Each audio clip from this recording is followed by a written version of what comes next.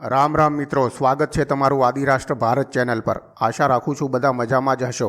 મિત્રો, ઘણા બધા લોકો વિડીયોને જોવે છે, પણ અધિકાંશ લોકો ચેનલને ન તો સબસ્ક્રાઇબ કરે છે ન તો વિડીયોને લાઇક કરે છે। મિત્રો, આ વિડીયોની નીચે યુટ્યુબે ઘણા બધા બટનો આપ્યા છે, જેવું કે લાઇક કરવું, સબસ્ક્રાઇબ કરવું અને કમેન્ટ કરવાની પણ વ્યવસ્થા આપી છે। તો કૃપયા કરીને બધા બટનોનો ઉપયોગ કરો ને।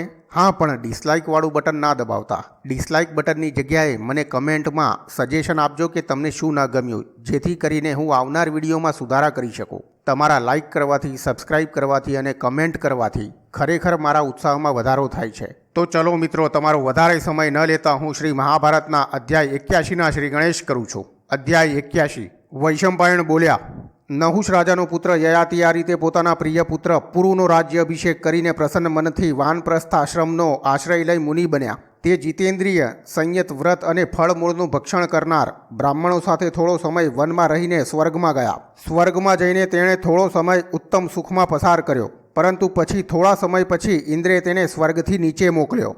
યયાતિ સ્વર્ગમાંથી ભ્રષ્ટ થઈને પૃથ્વી ઉપર આવ્યો નહીં, પરંતુ આંતરિક્ષમાં જ સ્થિર રહ્યો એમ મેં સાંભળ્યું છે। પછી એમ સાંભળવામાં આવ્યું છે કે તે શક્તિશાળી રાજા વસુમાન, અષ્ટક, પ્રતર્દન અને શિબીની સાથે ફરીવાર સ્વર્ગમાં ગયો। જન્મેજય બોલ્યા, રાજા યયાતિ કયા કર્મથી ફરીવાર સ્વર્ગ પ્રાપ્ત કરી શક્યા તે કથા આદિથી અંત સુધી સારી રીતે સાંભળવા ઈચ્છું છું। તમે આ બ્રાહ્મણો અને ઋષિઓની ઉપસ્થિતિમાં આ કથા કહો।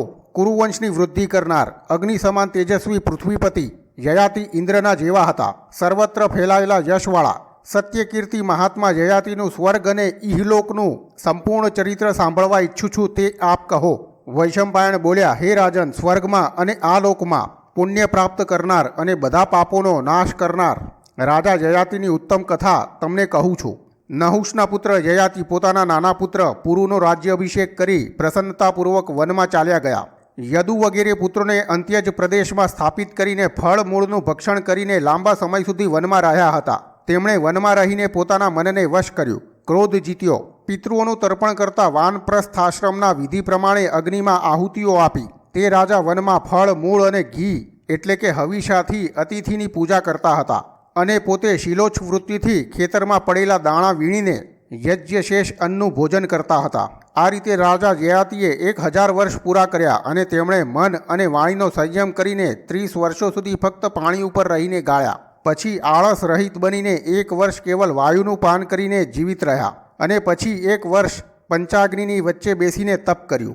6 માસ વાયુનું ભક્ષણ કરીને એક પગ ઉપર ઊભા રહીને પછી પુણ્યકીર્તિ નહુષ રાજા યયાતિ પૃથ્વી અને આકાશ પર પોતાનો યશ ફેલાવી સ્વર્ગલોકમાં ગયા। તો મિત્રો, શ્રી મહાભારતના આદિ પર્વમાં 81મો અધ્યાય સમાપ્ત। કૃપયા કમેન્ટ કરીને મને જણાવો કે તમને આ એપિસોડ કેવો લાગ્યો। આશા રાખું છું કે તમને આ એપિસોડ ગમ્યો હશે। આવતીકાલે તમારી માટે લઈને આવી જઈ શ્રી મહાભારતનો 82મો એપિસોડ। આવતીકાલ સુધી મારા તમને જય શ્રી કૃષ્ણ।